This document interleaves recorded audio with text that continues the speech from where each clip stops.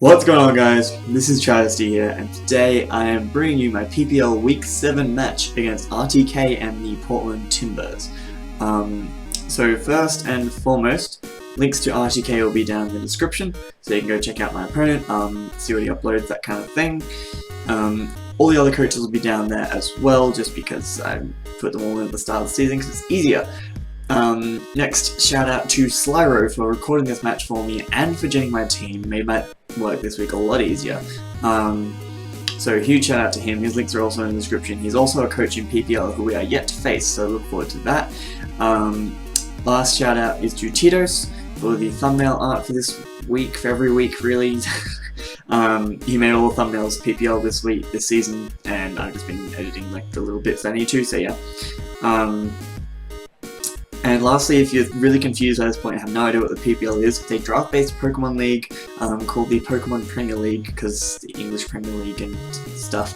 Puns are great.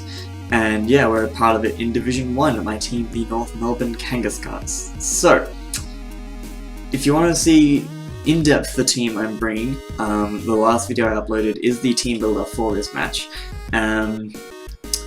But if you don't want to sit through that, it is quite long, as they always are. I will just give you a brief analysis of my team. We have a nasty plot, sub-nasty plot Timburrs, which kind of is my win condition. A Choice Scarf Tyranitar with Toxic for the Donphanatic to Dimpier. A lefties bulky-ish, fully offensive Excadrill, like it's got some speed, some bulk. Then an Expert Belt Emboar with Grass Knot and just moves to kill everything. A Wakanberry Slowbro as my only check, fully physically defensive, my only answer to Medicham. And a more specially biased but mixed defensive Ordino. Fully Cleric, except with Flamethrower and Dazzling Gleam as coverage. Looking at the team that RTK brought, he did not bring the Donphan or the Mandibuzz, which I was super surprised about. Because there is only, apart from Scyther, his only forms of hazard removal, and I didn't really see Scyther as hazard removal because it's a Scyther. Also no Scyther though, which I was very surprised about because that thing single-handedly takes on my Regenerator Core.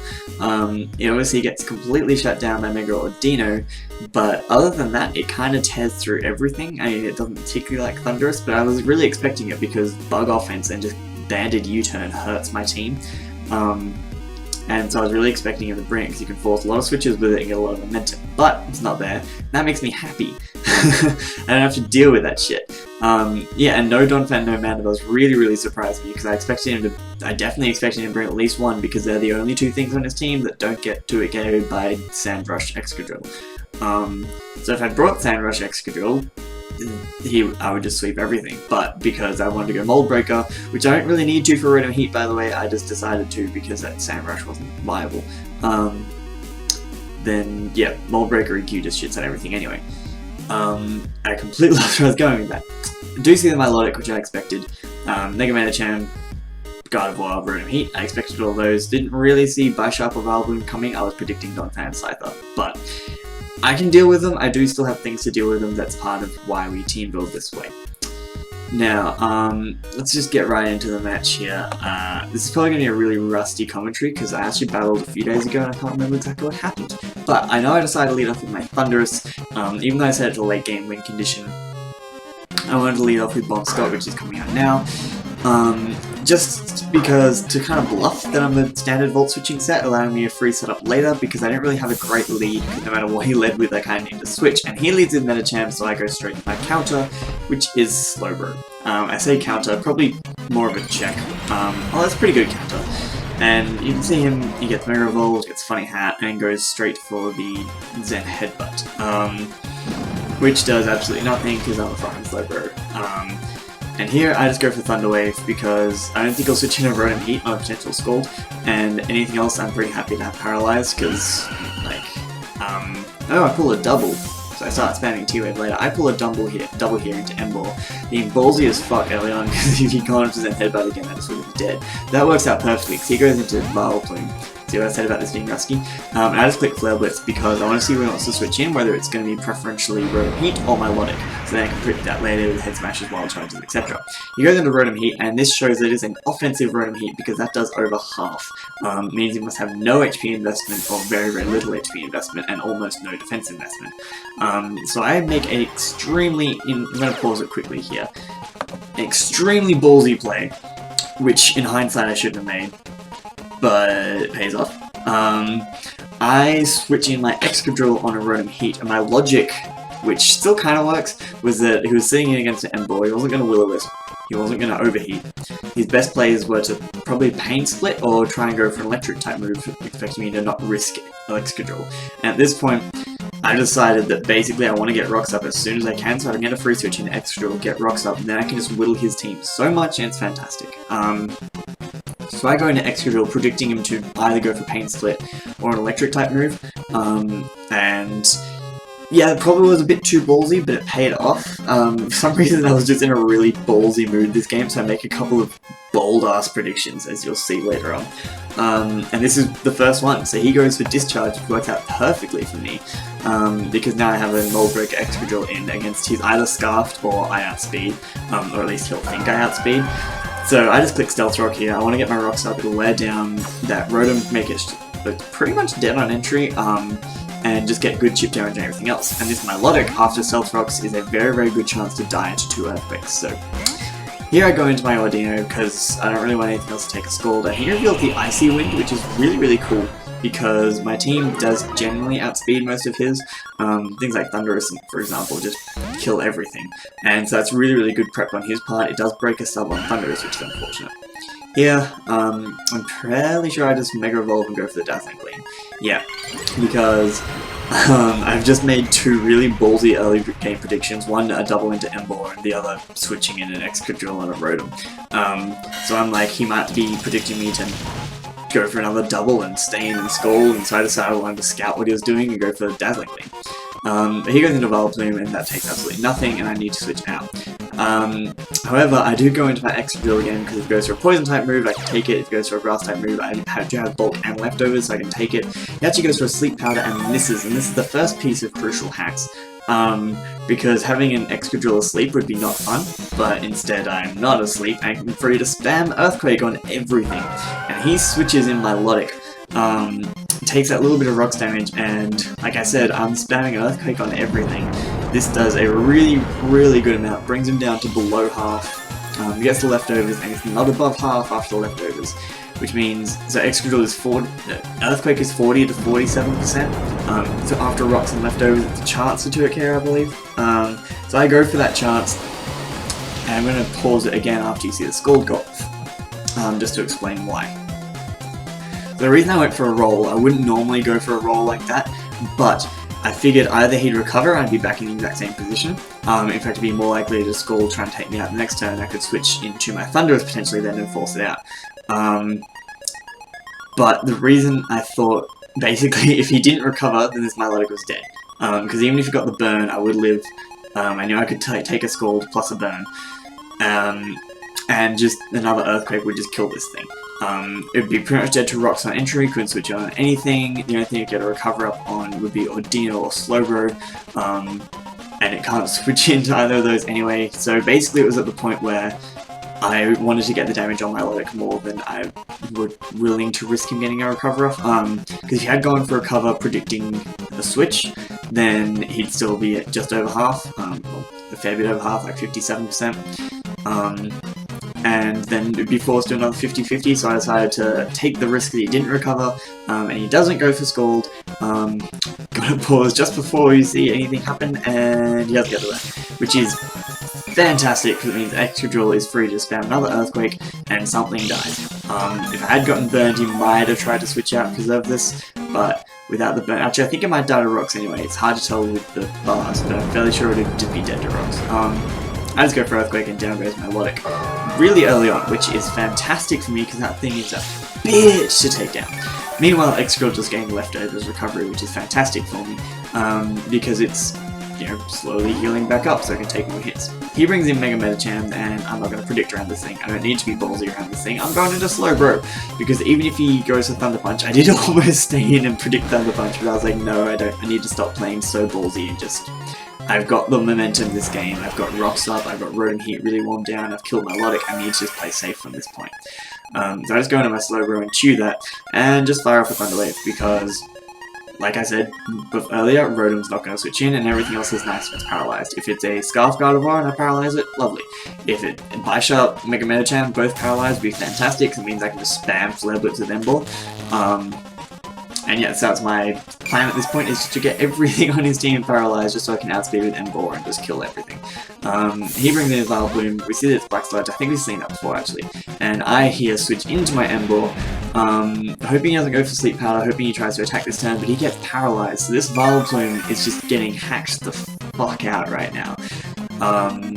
And yeah, Emboar kills something now. I click Flare Blitz. There's no Melodic around. I click Flare Blitz and something fucking dies. And he sacks the Rotom, which is his best play. Like, I knew it was coming, but I didn't matter. Like, I just clicked Flare Blitz and kill it. There was no other thing that I should have gone for or could have gone for, really. It was just my overall safest play. I knew what his overall safest play was, and we both made it. So yeah, down goes the Rotom. Rocks are now, like, less useful, but still nice for chip damage. And he brings in the Gardevoir, and I'm going to go straight into my Ordino because, I mean, Reckless Gardevoir, watch out for the Pixelate Double Edge, if it doesn't work. Anyway, I go straight into my Ordino because this is my dedicated check to this thing. He goes for Psyshock, but because I have mixed defensive, that doesn't really do too much.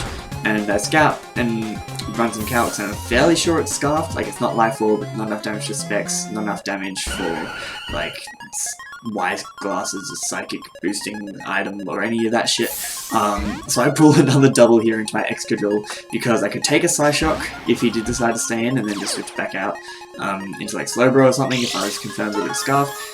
Or, yeah. And if he went to anything else, Excadrill is a fairly decent matchup. Like, I doubt he'd switch in Mega Medicham on an Ordino.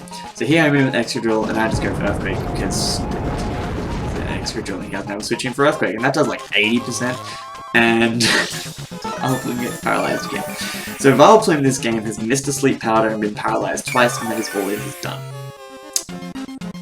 I feel really shit about that one. Like RTK said after the battle, you know, probably just let me get the upper hand a bit more. At this point I am on top, but like if he hit that first Sleep Powder, there is no guarantee of that being the case. So Vileplume just dies to a second Earthquake. He had no switch-ins, like nothing on his team switches into this Excadrill, and Lefties puts me back above half here, which is fantastic. So he goes into Mega Medicham, and I'm like, nah. I'm going into Slowbro because I still have my Whack-A Berry. Even if you are going for Thunder Punch, which I would stay in and Earthquake and get big damage off, I'm just going to go into Slowbro. He goes for the Thunder Punch this time, finally making the prediction, and I pop my berry. And that does jack shit again. So here I just fire off a Thunder Wave because anything on his team paralyzed is lovely for me. And he goes into Gardevoir. I've already seen its Trace and not Synchronized, so I'm not going to get paralyzed. And yeah, Thunder Wave the world. I think I had Toxic on here instead of Thunder Wave, and Schady was like, you should put Thunder Wave. And in hindsight, I was like, yeah, I'll put Thunder Wave. It did fucking work this match, because everything's just slow. So here, he pulls a double from his Gardevoir into his Bisharp, expecting me to go into Ordino. And I think I actually just go into Excadrill, because I figured any hit he went for, I could take with Excadrill and just fire off an Earthquake and kill something again, because it's an Excadrill and everything on his team dies. Now, at this point, because I see Lefties there, I know he's not Adamant Life Orb Sucker Punch, which means at the amount of HP that I'm at, it's a roll as to whether or not I take one. I decided to take the risk because if he sets up, I still potentially lose this game, like if he's Rock Polish or Swords Dance. Rock Polish would like Psycho Cut, knock off Iron Head, he'd still win this game. So I just go for the Earthquake, saying I'm not going to let him set up if he decides to set up. If he goes for Sucker Punch, I have a chance to live anyway. It was overall my best move to go for, and he switches, obviously scared that he would take me out, which means he might be defensive or something, I don't know. And down goes Gardevoir, because he just sacked it because it was paralyzed, because fucking Slowbro is putting in a shift. So after this leftovers, I'm almost at the range where I'm guaranteed to live Sucker Punch. I believe the max roll with his Adamant max attack is like 129. And he brings in the Medicham, and I'm like, I'm not gonna stay in on this thing. I'm gonna go into my Slyroh. This is just rinse and repeat like half a million times over. He goes for Drain Punch, expecting me to expect a Sucker Punch or something, I mean the Thunder Punch, and I chew that because I'm a Slyroh. He gets his health back, and right here I go for Thunder Wave. He stays in. I'm like, sweet, I can paralyze this thing and then just beat it, and he gets a crit. Not as game changing as the hacks on Vileplume, but it does mean I'm forced to go into Ordino, which I know can live a Poison Jab because it's an Ordino, and get off chip damage with Dazzling Gleam to the point where I can finish off the game with Thundurus. If you hadn't gotten that crit, my plan was to slack off until he got paralyzed, and then click Shadow Ball twice and kill it. And then switch out on Bisharp and preserve the 6-0 because I'm a bad player. Instead, he gets the poison on my Ordino, which now dies, unfortunately, but I did get off the necessary chip damage. And now I can just go into my Thundurus, and he doesn't have Fake Out on this, we see his whole moveset. He switches for some reason. Something dies when I click Thunderbolt anyway. Goes into the Bisharp. I know I can live an Adamant Life Orb Sucker Punch. I've already seen these lefties, so I don't need to worry about anything. I'm just clicking Thunderbolt 3 times and his whole team dies. So even though I didn't get set up with Thundurus, it's still able to clean up late game. I could have also brought in Tyranitar there, but the problem is, because I'm Scarfed, I couldn't switch up moves, and I needed to switch up moves for those last 2 things. So Thundurus is my best option to just clean up. And that's exactly what it does. It's still going to be a 4-0 because... yeah, 4 ones lived.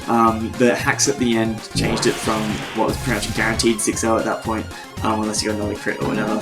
But essentially, I think the 4-0 is about deserving because I got incredibly lucky with that Vileplume. It did absolutely nothing. I have no idea what set it was. The only thing I know is I had Black Sludge, probably had Sludge Bomb, probably had Giga Drain, and had Sleep Powder. And that's super unfortunate because I'm fairly sure I would have killed Excadrill a lot earlier, and Excadrill turned out to be a huge pain in his ass. So you get a really lucky win there. I mean, like, it wasn't like the luck just straight out won us the game, but it put us really on top early and made it really hard for RTK to come back. I think if it had kept going, I still could have won, but like, obviously I think that but it would have been a much more evenly matched game.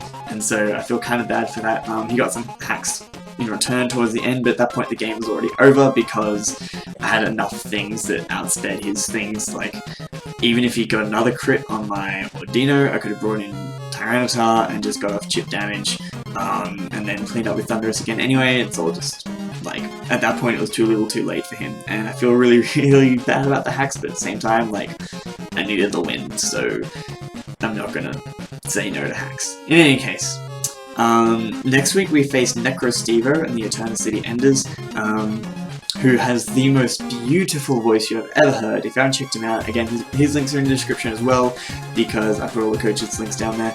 Down there. But yeah, he has... his voice is like... if Morgan Freeman just coated his throat with velvet, it's... sorry. I'm just fangirling a little bit over Necro's voice. So yeah, really looking forward to, there we go, I can English, battling him next week. I've actually already got a team built because I got really, really excited about Pokemon over the weekend, and so I was like, I'm gonna build everything. So yeah, that's gonna be fun. In any case, I hope you guys have enjoyed, and I'll see you in my next upload.